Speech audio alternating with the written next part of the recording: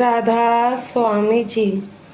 गुरु प्यारी सात संगत जी, राधा स्वामी जी।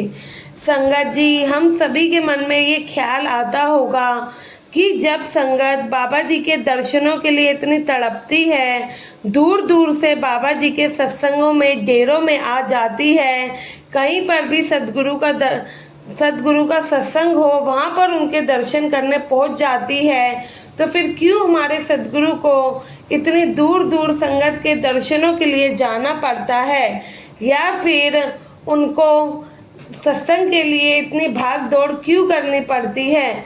संगत जी, आप खुद ही बताइए। आप जिस शहर में रहते हैं उस शहर में बाबा जी आते होंगे साल में जितने भी बार, आपको भी उनके आने का इंतजार जरूर रहता होगा, क्योंकि जरूरी नहीं है कि सदगुरु या फिर हर संगत हमेशा ही सदगुरु के पास पहुंच जाए, लेकिन जिस शहर में हम रहते हैं उस शहर में सदगुरु आते हैं तो हर संगत कोशिश करती है, जो नहीं भी जा सकते वो भी कोशिश करते हैं कि हम एक बार जाएं और सदगुरु के दर्शन कर लें।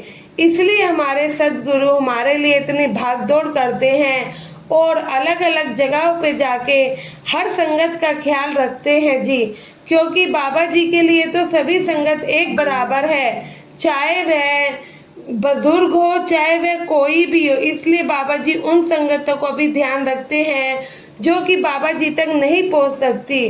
बाबा जी को हर किसी की जिम्मेवारी ली है सदगुरु ने, तो बाबा जी उनको पूरा करने के लिए जितनी कोशिश होती है उतनी करते हैं कि हर संगत उनके दर्शन कर सके, हर संगत अपने सदगुरु का प्रेम पा सके।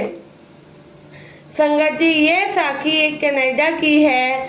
जब बाबा जी ने पिछली बार संगत के साथ सवाल जवाब किए थे जी और संगत को दर्शन दिए थे, उस समय सवाल जवाब के दौरान बाबा जी कनाडा में रहने वाली एक बहुत बुजुर्ग सत्संगी बीवी से मिलने गए।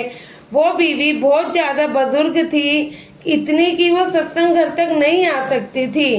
साथ संगत जी, आप तो जानते ही हैं कि बाबा जी ने जिसको दर्शन देने होते हैं तो उनको उनके घर जाकर भी दर्शन देते हैं, और जिनको नहीं देने होते तो उनको पास बुलाकर भी दर्शन नहीं देते हैं।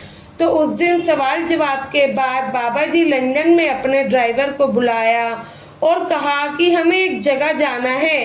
तो ड्राइवर ने बाबा जी को गाड़ी में बिठाया और कनाडा के वैंकूवर में बने एक वृद्ध आश्रम में लेकर चले गए।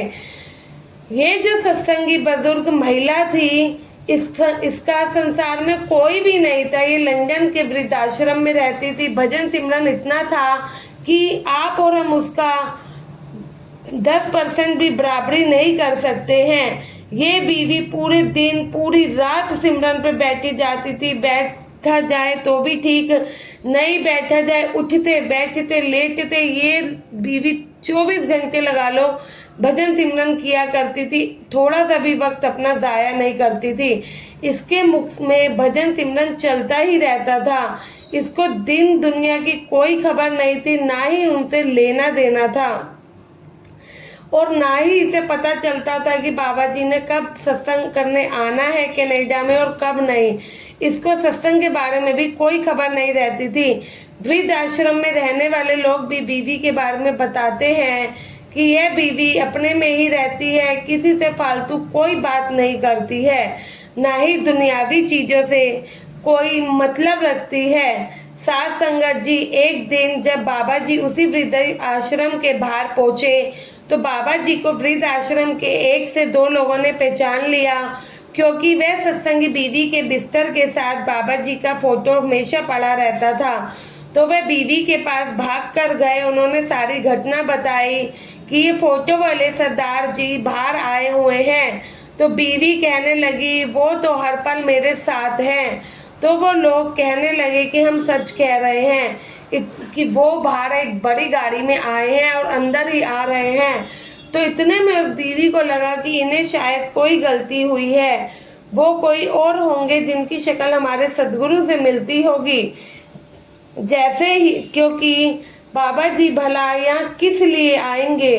अभी बीवी ये सोच रही थी कि वृद्ध आश्रम के मैनेजर आकर बीवी को बताते हैं कि आपसे मिलने एक सरदार जी आए हैं। यह सुनकर बीवी हैरान रह जाती है और एकदम से लाठी के सहारे खड़ी हो जाती है। बीवी को कुछ समझ नहीं आता है।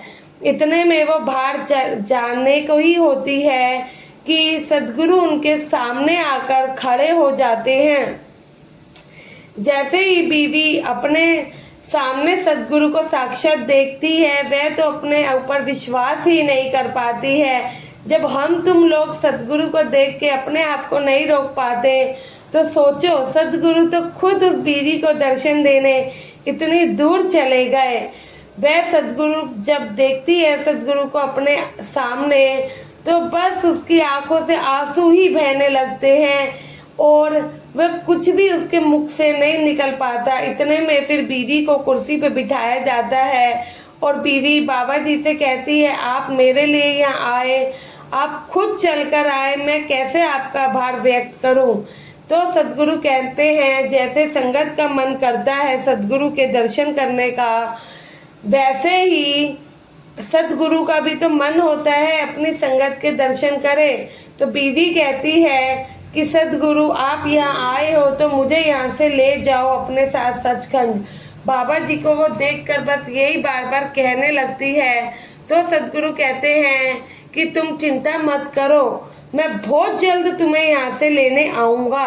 फिर बीवी को बाबा जी दर्शन देते हैं और वहाँ से वापस चल पड़ते हैं। रास्ते में ड्राइवर देखता है कि बाबा जी के चेहरे पर एक अलग ही चमक थी, तो वह और अलग ही नूर था। तो ड्राइवर ने पूछा, बाबा जी आप वृद्ध आश्रम से निकलते ही आपके चेहरे पे एक अलग चमक आ गई, तो हम जब यहाँ आ रहे थे तब आपके चेहरे पर नूर था, लेकिन अचानक आपको चेहरे पर तेज कैसे, आपके चेहरे पर इतना तेज कैसे आ गया। तो बाबा जी बताते हैं कि जब हम कुछ ऐसी रूहों को देखते हैं जो कि सदगुरु के प्रेम में एकदम निस्वार्थ होती है और बिना ही स्वार्थ के उनका भजन सिमरन करती है, तो ऑटोमेटिकली ही उनके दर्शन करने के बाद सदगुरु के चेहरे पर भी अलग ही तेज आ जाता है। बाबा जी मुस्कुरा कर बोले, कहने लगे, एक ही तो बात है बेटा, बीवी ने मेरे दर्शन किए या फिर मैंने बीवी के। साथ संगत जी जो कमाई वाली रूहें होती है वो अपने साथ साथ कितनी रूहों को तार देती है। संत सदगुरु ऐसी ही रूहों के दर्शन करने के लिए कितनी दूर दूर तक भी चले जाते हैं। ऐसी रूहों के साथ साथ हम जैसी भटकी हुई रूहों को भी बाबा जी के दर्शन हो जाते हैं। बहुत सारे जीव ऐसे हैं जिन्होंने सदगुरु के साथ, संगत जी हमें भी अपने सदगुरु के साथ अंदर से रिश्ता जोड़ना है। कुछ नहीं रखा इस दुनियावी रिश्तों में, यह सब मतलब के रिश्ते हैं। अगर आज किसी का काम है तो उसका हमारे साथ रिश्ता है। सच्चा रिश्ता सिर्फ रखना है तो सदगुरु के साथ रखो, माता पिता के साथ रखो, बहन भाइयों के साथ रखो। इन सबसे पहले परमार्थ के साथ हमें सच्चा रिश्ता रखना है। सारे रिश्ते गर्जों के हैं। यहाँ एक जैसे सदगुरु बताते हैं, यह सिर्फ रंगमंच है, नाटक है जो कि एक दिन खत्म हो जाएगा। गुरु प्यारी साथ संगत जी, यह एक सच्ची साखी थी। साखी अच्छी लगी हो तो कमेंट में राधा स्वामी ज़रूर लिखिएगा और अपने इस चैनल को सब्सक्राइब करके चैनल का हिस्सा ज़रूर बने जी। गुरु प्यारी साथ संगत जी, राधा स्वामी जी।